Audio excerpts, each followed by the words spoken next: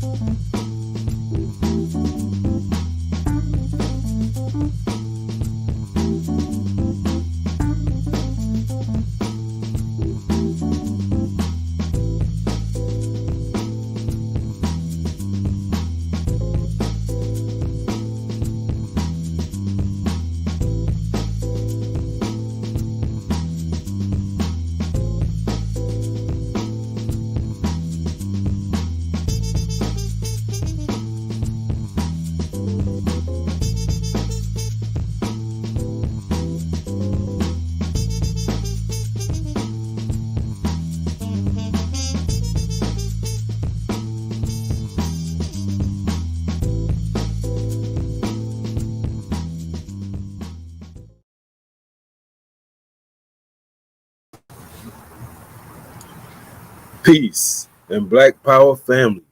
It's Brother Agyei Tyehimba from Harlem Liberation School, where we teach Black people to wake up, clean up, and stand up, in the words of Brother Malcolm X. Peace, family. I don't expect a lot of people to watch the live version of this because I did this spur of the moment. I did an earlier live on Facebook, and I wanted to do a cleaner, more concise version of what I said earlier, which I deleted off of Facebook. First and foremost, I want to remind you all that tomorrow, July 22nd, Tuesday, at 7 p.m. Eastern Time, Harlem Liberation School is hosting a teach-in that will teach you about Project 2025, which is a right-wing, racist, conservative Republican playbook for the president, which they assume will be Republican, to use and to implement in 2025. And it is racist. It's taking away social services at an alarming rate. People that have Medicaid, health care, food stamps, cash assistance, all of that will be in jeopardy. Hundreds of thousands of government jobs will be taken. The president plans to usurp all power so that, you know how we're taught that the three branches of government have equal power? That's out the window.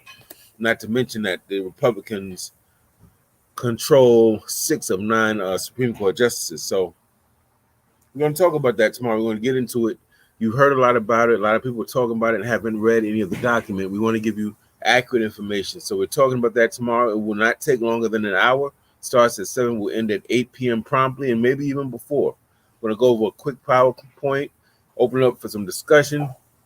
We're going to follow that probably next week on Saturday. We're going to discuss what do we do about it, because we could easily get caught up in the rhetoric and the debating.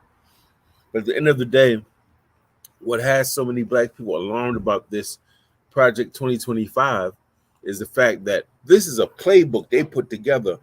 Over 100 individuals and organizations, white conservatives, work together to put this plan together. Some of them have internal and ideological disagreements, but they work together to do this, and that's how we need to think and operate as well. So tune in tomorrow, 7 p.m. Eastern, Harlem Liberation School hosting Project 2025 teach-in. The only goal of it is to educate the masses on what it is, who created it, and what the negative impact will be on our people if there is a Republican president in office. Speaking of there being a Republican president in office, you probably heard the news probably around 6 hours ago that President Joe Biden had announced that he's dropping out from the race. So he is no longer running for re-election. He's no longer running for president. And I believe he endorsed his vice president, Kamala Harris. This has caused a lot of controversy and even dissension. But within the Democratic Party, the people who are, let's say, the players, the gatekeepers in the party, most of them agreed that Joe Biden had to step down because he seemed frail. He wasn't a good image, a good look. The optics were bad for the Democratic Party, that they would lose a lot of voters. And it's really an unprecedented move, if I'm correct, in history. I mean, Lyndon Baines Johnson decided not to run for re-election, but he didn't run and then drop out. He just decided not to run for re-election because of the Vietnam War and because of all the anti-Vietnam War protesters and all of the people who felt that he had mishandled the Vietnam War and had not de-escalated, had not removed American soldiers as he should have. But this is unprecedented that an actual president who was running for re-election drops out. That has never happened. In any event, that creates one heck of a predicament, because what this means now is that Trump, with his sensationalism, his controversy, his brash, crude, and incompetent politics, resonates with millions of people because it is racist rhetoric that he's espousing. He's speaking to the hearts and minds of a lot of his people. For those of you who've forgotten that little bit of American history you got in elementary school, let me refresh you very quickly. This country was inhabited by a group of people that we now refer to as Native Americans, indigenous people of this North America. And as we now know, those people were the offspring of Asians, and guess who? Africans. Another story for another time. Columbus and his people, Italy and Spain and Britain, right, and different European colonial powers came over here seeking land, spices, and gold. They heard stories, exotic stories, that there was mountains of gold and all the fountain of youth. You heard the stories in elementary school. So people came over here looking to exploit, to steal, right?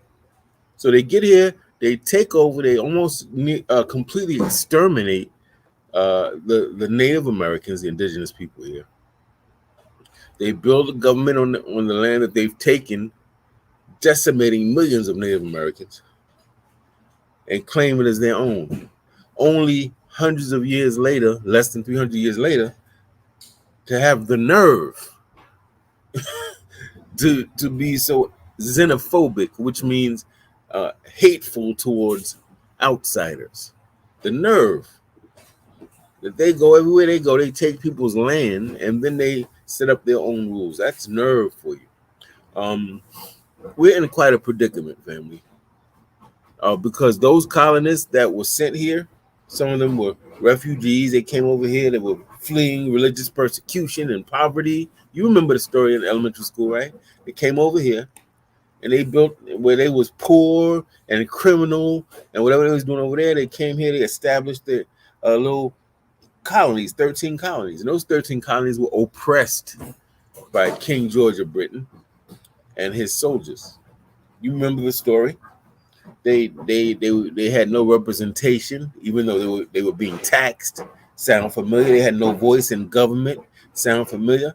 The king could come and have his soldiers barge into your home, search and seize, take stuff out your home without any type of warrant, any due process.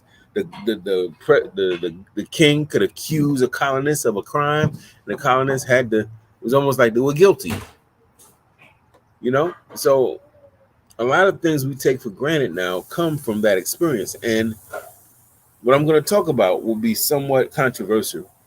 But if you know the history of this country, you know that those little 13 colonies, most of those people in that little ragtag army that fought the greatest empire in the world at the time, called Britain, most of them had no military training. Most of them were merchants and writers and philosophers and hunters and just regular people. But they welded themselves into a military to fight for their independence, and they beat the most powerful empire on the planet. Nobody believed that could happen and would happen, and people laughed at them and said, "Oh, that's crazy. How you little ragtag 13 colonies think you're going to be your own nation? How you think you're going to beat the great British Empire with the greatest navy on the planet, man?" But they proved them wrong, didn't they? Yeah, they did. And now I've taught for almost 30 years American history, American-centered social studies, telling this story over and over again. And the lesson here is you'd be surprised what you can get when you believe in yourself. You'd be surprised the victories you can have when you organize and do the study and are willing to do the work and commit yourself. You'd be surprised. History is replete with examples of underdogs who everybody, counted out and dismissed, who organized, studied, planned, took their oaths, committed, took it seriously, and won. History is replete with these examples. Now, in that spirit, don't you ever get tired of watching the news? And it's almost like they talk about black people as an afterthought. It's like you're a footnote in this huge 1,000-page book. You take up a few footnotes. You're not part of the main story. In the movie, it's like you're like a stand-in. You're like an extra. You're not a main character in the story of history. You ever felt like that? You watch the news and they tell you that, and it's almost like you're not there. It's almost like people talking about you and you're in the room. You ever had that experience? That's what it's like to be African, a new African in the United States of America. People talking about you, talking of you, talking badly of you, maybe even complimenting you as if you're not there. It's like you're invisible. Remember Ralph Ellison's famous novel, The Invisible Man? He talked about that in the whole book, that people don't see you, they don't recognize you, they don't acknowledge you, right? In a historical, political, cultural way. And we find ourselves taking these compromised political positions. Well, we're going to vote for this one. I don't necessarily feel him completely, but he's better than him. And all of these precarious positions we're forced to take because we have not gone to the next level of saying, you know what? There's a Green Party. I believe Cornel West started the Peace and Justice Party, I believe he calls it. You know what? Why don't we think about seriously creating an independent black political party? Why don't we think about not only doing that, of a national stature, right? Why don't we think about canvassing our communities, do local and national surveys of the black community? Our churches and mosques can host some of these polling centers. Our black businesses, some of the black-owned charter schools or independent schools might be able to host some of these. And what we're doing, instead of coming down like Moses from the mountaintop with the grand solution, we're asking community members, what are the things you're concerned about? What are the things that are getting on your nerves? What are the biggest issues that you would give money to support? You would fight to support? And once we get this input from our community, we curate a black agenda, a national agenda and local agendas. Of course, they would intersect, right? And this would be line items. So it would be our agenda with health, with respect to healthcare, our agenda with respect to so-called minority contracting. I go by in these black neighborhoods, I barely see any black people working on any construction projects in our hoods. There are always other people. That needs to be addressed. We might have a line item that deals with community policing, right? Or what we expect of the police whose salaries we pay through our taxes. We might have a line item that deals with public education, what we expect of these schools, a number of things. We might have something that deals with the disproportionate mass incarceration of black male and female bodies. There's a whole bunch of line items, the most important issues. But it wouldn't come from some leader dictating, it would come from the people. Once we have that black agenda, now we begin the process of we got this independent black party, we ready to go. But we need now to have people who run, we need candidates who will run for electoral office or elected office. What typically happens in our community, unlike other communities, is that we kind of just lay around and wait for the black guy, the sister, to come up and say, "I'm running for office. Would you vote for me?" They come to the church, they come to the community center, the senior centers. They give a kind of a 3-5 minute presentation. They answer some questions. You know how it works. And if we're impressed, we might vote for them. And what I'm going to suggest to us is that we reimagine the political process. Now, yes, in this particular election, we got it's an emergency, urgent sort of situation. In this one, we may have to do the old, well, let's all try to vote for the Democratic person so that this guy doesn't get in. And maybe that'll buy us another 4 to 8 years to plan our thing, right? We might have to take that position out of political expediency. But while we're doing that, in the immediate sense, I'm really going to strongly suggest that we start thinking out the box. We need our own formation, national black and independent black political party, funded by black people, guided by black people, regulated by black people, right? Protected by black people. Now, you have this party. You have a national, pardon the noise, family, I'm outside. You know how that goes. We have a national black agenda, a local black agenda. Now, you need people who are going to represent you and your agenda in these political forums, in your local municipalities, or at the national level, at the state level. Well, how do we get them? Do we wait around for them, people just to decide to run? This is my humble suggestion. I think that we need to vet those people. By vet, I talk about this in my book on leadership. By vet, I mean that we determine what values, what views, what qualities we want in a candidate. And then we go in our community and specifically look for people who meet those specific qualities and that particular background, right? Okay, so we might say we want people who have shown evidence of standing up for black people, fighting racism, challenging racist institutions, laws, policies, and practices, building institutions, creating independent business, whatever it is.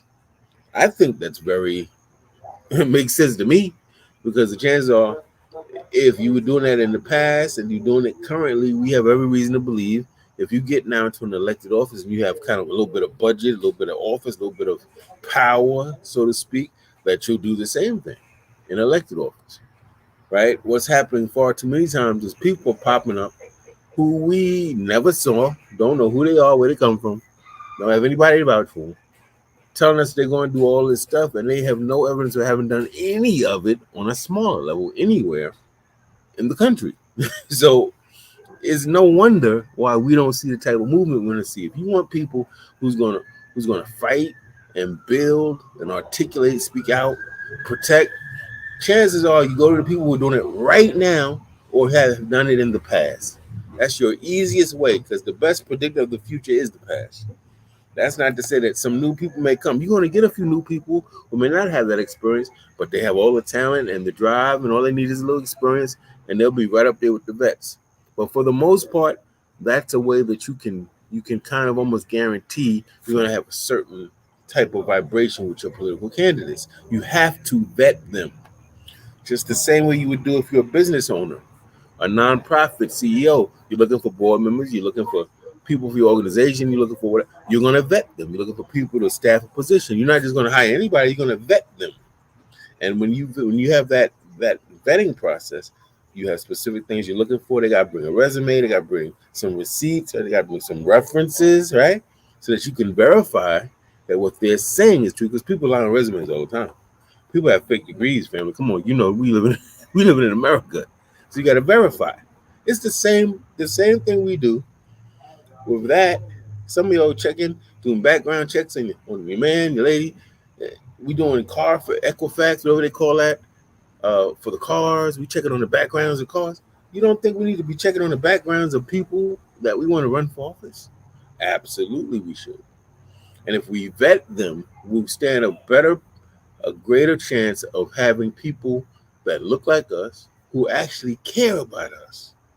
And they're not just saying it, we know they do because they've taken positions against our adversaries, even when their lives and their livelihoods were on the line. You see, that's how we got to start looking at it. And then what we do as a community is we say, oh man, if you will support this agenda, right? That community agenda we talked about. If you will support this agenda, Mr. New York City Councilman, Council Lady, we got your back. We will fund you as a community. We'll make sure you get where you got to go. We'll make sure you're protected. We have the ability to do all of those things. And then it becomes almost a sacred oath.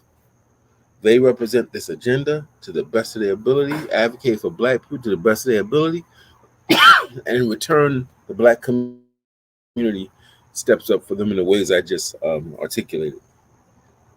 And once we do that, family, we have the infrastructure to start moving proactively in a political sense. Instead of us just we waiting to hear what Biden doing, what he ain't doing, what Kamala gonna do, what Trump, the project. We have an agenda. We have a playbook. We are moving pieces on the chessboard. We're allocating funds. We're training future leadership. If you look at that project 2025, they got a whole piece where they're training, they're looking for new leadership, new young white racists to come and join their organization. So they're vetting them, and they're taking their emails and all types of stuff. Family, we need to be doing that. I'm not saying we do that in a racist way. We do that to hurt nobody. We do it to help ourselves. That's the love that guides us. They're moved by hatred. We have to be moved by love. Not love for them, but love for ourselves. And our ancestors who fought so hard with so little and took up so much shit so that we could be here. The least we can do is make them proud. The least we can do is make grandma and auntie and dad and all our peoples proud that, oh wow, they took the baton and they ran with it. And right now, I'm not so sure most of us can say that. And we need to be in a position where our ancestors will be proud of us. We bring honor to our ancestors and to our race. Please don't feel this is racist. If you look at other ethnic groups, if they're intelligent and if they've been observing history, they're doing the same thing. It's just that most of us are not going to be so daring as to put our entire political agenda on the internet. But see, the white man could do that. He has the privilege to do that and not get in trouble. Imagine if we put a 900-page blueprint and how we're going to keep whites out of A, B, and C, and we're going to reduce white people's services. And imagine if we put that on a public internet for anyone to read, what the reaction would be. So that's telling you who has power. They can move, they can get away with things that powerless people can't get away with. The rules don't apply to everyone, right? So that's what I'm suggesting, family. I wanted to make sure I got that out. Because I think, one, we need to think about this election coming up. We need to plan for that. That's immediate. That's 3 to 4 months away. Who are we going to get behind as a block of voters? How are we going to keep Trump out? And I should say, because he did get shot at the other week, whoever the president is, if it's Republican, how do we keep a Republican president out at this day and time? Right? How do we get somebody in this Democrat that may not be our champion, but they won't have us picking cotton on the plantation like the Republican Party would, right? Okay, so that's that. We need to do that immediately. I have a voting block. We need to keep him out. And I do want to caution us against voting for all of these different independents. What will happen is you'll split the vote. This is what traditionally happens. And Trump will benefit from that. But thinking now past November, our lives don't stop with the election. What happens after the election, right? These people started writing this playbook, this 900-page Project 2025, back in 1983 when Ronald Reagan was running for president. And they gave him their elementary version of what is now 900 pages. They gave him the first iteration of it, right? And he had that trickle-down economics where the people at the top get all the money and it's supposed to trickle down to the poor people, even though it didn't work. He took money from public libraries, money from community centers, money from social services. He fired thousands of government workers. That's the same language in this Project 2025. But at that time, they were just testing it out. They were just trying it. Some people think that this guy is just like Reagan. No, he is far worse than Reagan, family. He is far more insensitive and crass. He's far more sensational. He's far more narcissistic. He's willing to do and say anything to have his way. And he would do exactly what the radical right racist tell him to do, because he is, in fact, a radical white racist himself, right? So I hope that we all are really getting what I'm saying. Past the election, we need to actually form a independent black political party that fights for us, and it's like a pit bull. We don't let go. Once we latch on, we don't let go. White people have a bunch of them. That Patrick Lynch, that police union head boy, let me tell you something. He fights for them white police or them police officers. He fights for them, family. He don't care about nobody else. He's fighting for them police officers. And if you go at them police officers, he's coming for you. We need people that fight for us in that same manner. And so that's what I'm suggesting, family. Maybe the Harlem Liberation School needs to have a town hall on that as well. How do we kick off a legitimate, effective, independent black political party? Well, family, thank you for your time. Have a beautiful evening. Love on your people. Protect yourselves and prepare, because if they get in office, it's going to be rough times, family. So follow the news, read up on this Project 2025, and do your best to figure out things you can do to protect yourself in emergency situations. Let's say if there's food shortages, communications are down, internet is not working, martial law in certain places, social services stripped. Think about that. How will you prepare for those eventualities? With that said, family, thank you very much. We hope to see you tomorrow night, 7 p.m. Eastern, Harlem Liberation School hosting a teaching about Project 2025. Peace and Black Power.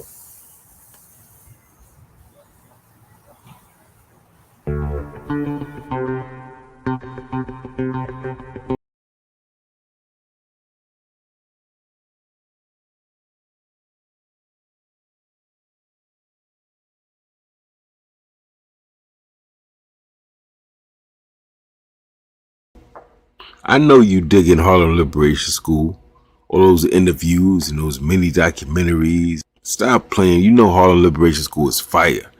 So what you need to do right now, if you're watching on YouTube, is click that red subscribe button. Share the video, add your comments, and click the notification bell.